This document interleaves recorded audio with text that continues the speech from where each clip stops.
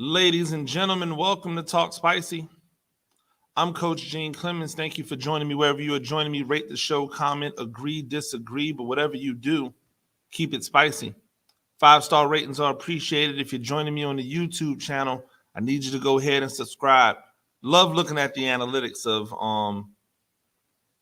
YouTube channels of the YouTube channel because it tells me, hey, there's a lot of people watching, but there's not a lot of people subscribing.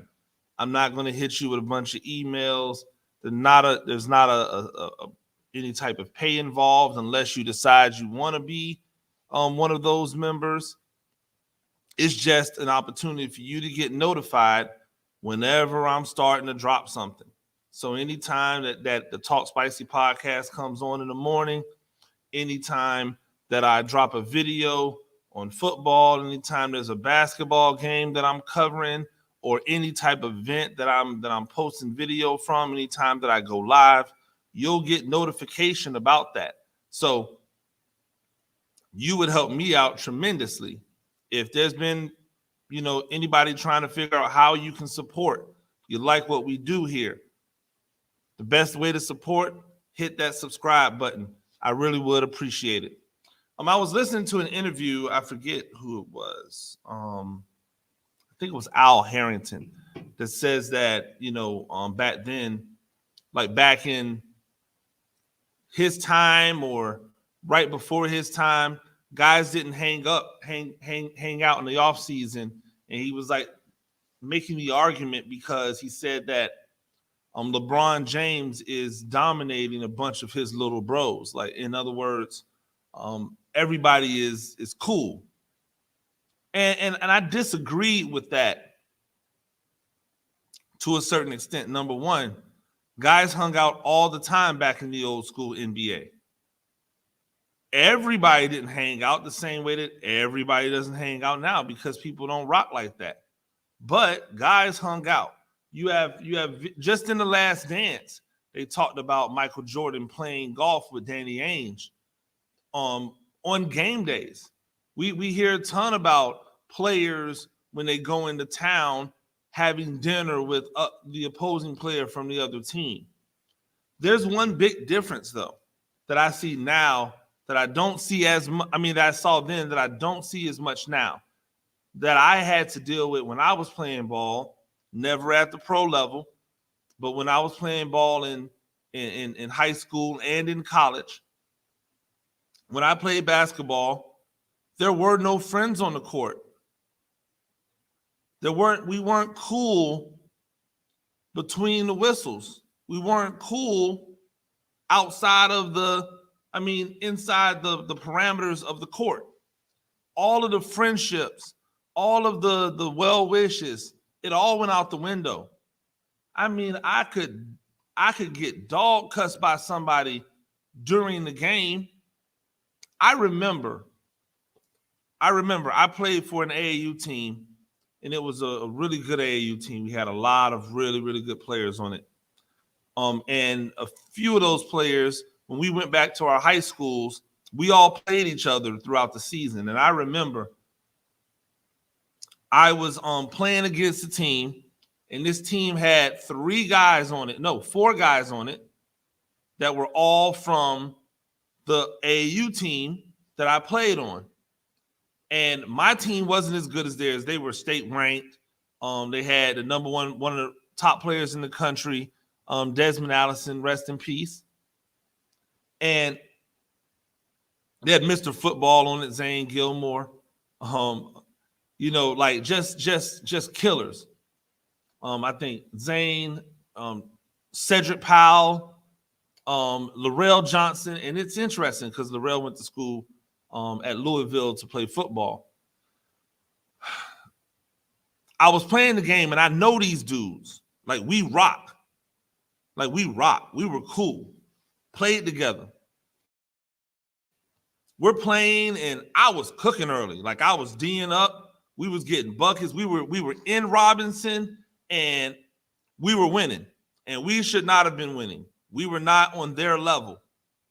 And I remember their coach, who I believe is an a-hole, their coach is complaining to the ref about something.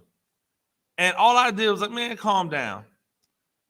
And he told Laurel, a guy who I was super cool with, he told Laurel, hey, man, get him. Laurel doesn't hesitate, but as soon as he can, shoots me the strongest blow to the face that I have ever had. And I'm surprised he did not cut me open with the elbow he hit me in the face with. I hit the ground, popped back up, and told him in no uncertain words that he could get this work. He wasn't scared. We would have fought right there on the court if it would not have been a separation. Once the game was over, the beef was over. We were back to cool. I understood, as well as he understood, that between those whistles, we were enemies. And everybody outside that were watching, if they weren't with you, they were against you. So it's interesting to me to see the reaction. It's interesting to me to see the reaction of people. We'll just say of people. When we see the reaction of people who are, let's say they are surprised, they are disappointed in somebody like Ja Morant when he doesn't give love to a young player who's wearing the opposite team's jersey. He doesn't give any love to this young player. So Ja Morant does something really good. The whole stadium explodes. The kid who's wearing the other team's jersey is hyped. Great seats, by the way, on the baseline, great seats. Ja Morant's walking towards him. The kid puts his hand up for the high five. Ja Morant's like, nah, homie. People give Ja Morant crap for that. And me, I love it. Why? Because when I'm in game mode, when it's competition, there is no love when I see the other jersey. When I'm in competition, there is no admiration for the other jersey. When I'm in competition, there's no real respect for the other jersey. Can't afford to. Can't afford to give them any knowledge that I might like what they do over there while we're doing it. Before the game, give them all the respect. Give them all the admiration, all the love. After the game, give them all the respect, all the admiration, all the love. But between those lines, nah, fam. Between those lines, I've got to give it to you raw and uncut. Between those lines, I have to make sure you understand that this ain't what you want. And I'm sorry, but the little kid wearing the jersey of the enemy, you are collateral damage. How can you be mad at Ja Morant because somebody else's kid wore the jersey of the other team? If you wear the jersey of the other team, that tells me that you root for the other team. Why am I obligated to give you a high five? Why am I obligated to show you love? You're not showing me love. You're rocking the other team's jersey. You could have easily came to the game wearing no paraphernalia. You could have came to the game with a t-shirt on. Could have came to the game with a hoodie on. You came to the game with the most recognizable insignia of the other team that you could, a jersey. I'm out here beefing with these dudes with the jerseys on. So anytime I see a jersey, it's on. When I see the jersey during the game, there's no love. Why would you give Ja Morant crap for that? Isn't that a part of the killer instinct that many of you get on LeBron James for not having, even though it's not true? But that's a part of the killer instinct that you guys tell us that LeBron James don't have.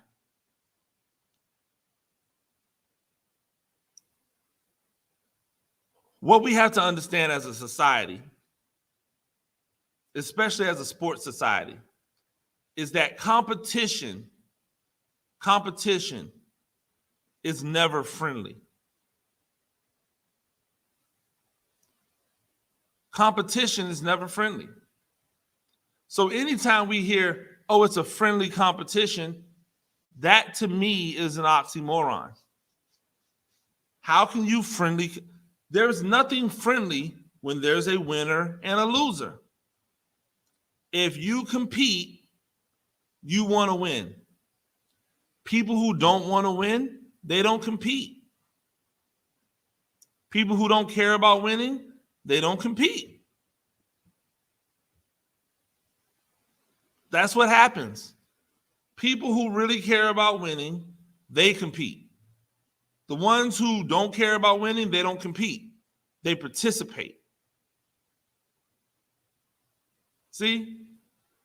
Hey, it's going to be a friendly participation. Okay, cool. Now I know where to put my head at. The moment you tell me competition, it is no longer friendly. The moment you tell me competition, it is on site.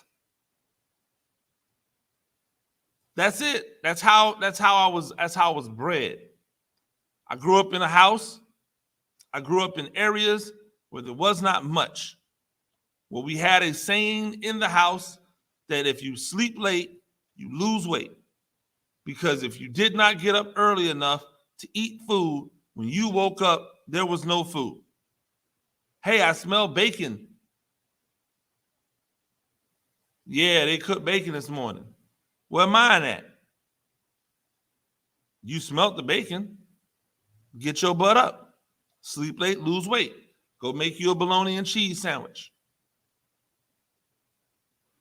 This is the ABCs of competition, ladies and gentlemen, and I miss it. I miss it so much. I miss going into an opposing home of the other team, where they are not rooting for you. See, I live in a county where we all share in football. We all share stadiums. So like you don't get the same feeling. Even though like this one school has a stadium that's kind of theirs and this other school has a stadium that's kind of theirs, we really just share them. And so when you go there, it's hard to tell who's the home team, who's the away team. The only way you really know is based off of the side you're on.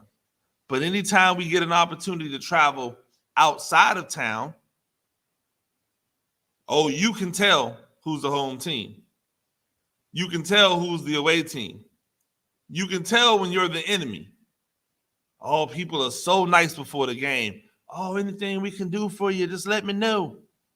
Yeah, until your team runs out on the field. And once that team runs out on the field, all love lost.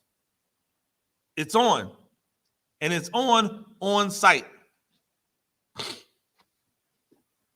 Like, come on, man. What's better than that? Such a hostile environment. A hostile environment that you're in where you know I've got to bring it or else. I have to be on top of my game or else.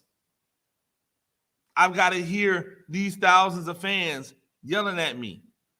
And in a gym, it's even worse because they're right there on top of you. The voices echo. When a gym is rocking, there is nothing like a gym rocking. And there's nothing like being in a gym that's rocking when you're the opposition and you do something that shuts them all up. There is nothing better than when you get the opportunity to put that finger over your lips and tell them all to be quiet. There is nothing better.